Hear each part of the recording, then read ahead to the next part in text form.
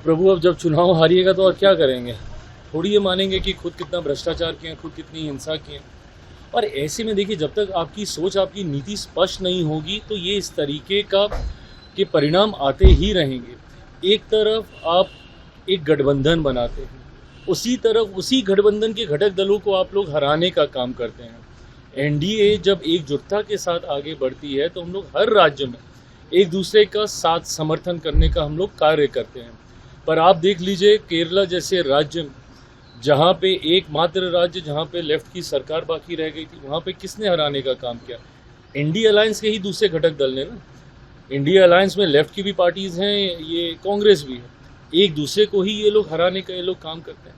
तो ऐसे में जब आपकी सोच स्पष्ट नहीं होगी, आपका गठबंधन ईमानदार नहीं होगा, एक दूसरे के साथ भय और भ्रष्टाचार के माध्यम से आप सोचिएगा कि देश की जनता को आप मूर्ख बनाते रहेंगे, ये संभव नहीं होने वाला। मैं मानता हूँ कि यकीनन ये 5 राज्यों के परिणाम अपने में ऐतिहासिक हैं, जहाँ एक तरफ बंगाल जैसे राज्य में भारतीय जनता पार्टी के नेतृत्व में अब सरकार बनने जा रही है, एक ऐसा किला जिसे विपक्ष मानता था कि कभी ध्वस्त नहीं किया जा सकता।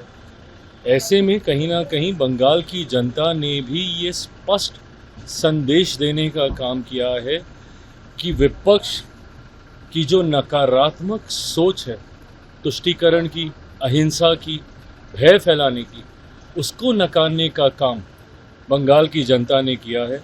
मैं अपनी तरफ से, अपनी पार्टी लोक जनशक्ति पार्टी रामविलास की तरफ से हमारे प्रधानमंत्री आदरणीय नरेंद्र मोदी जी को, जिनके नेतृत्व में ये संभव हुआ, जिनकी रणनीति से संभव हुआ, गृह मंत्री अमित शाह जी, और हम लोग के लिए ये एक और खुशी की बात है कि भारतीय जनता पार्टी के राष्ट्रीय अध्यक्ष बिहार से हैं और उनके नेतृत्व में पहली बार ये चुनाव हो रहे थे। ऐसे में बंगाल जैसे राज्य को जीतना, असम में इतनी बड़ी जीत हासिल करना, पुडुचेरी में जिस तरीके से भाजपा का प्रदर्शन रहा है, ये अपने में दर्शाता है कि आज भी देश की एक बड़ी आबादी मौजूदा प्रधानमंत्री नरेंद्र मोदी जी के नेतृत्व में विश्वास रखती है। और ये परिणाम कहीं ना कहीं 2029 में होने वाले लोकसभा चुनाव को भी प्रिडिक्ट करने का काम करते हैं।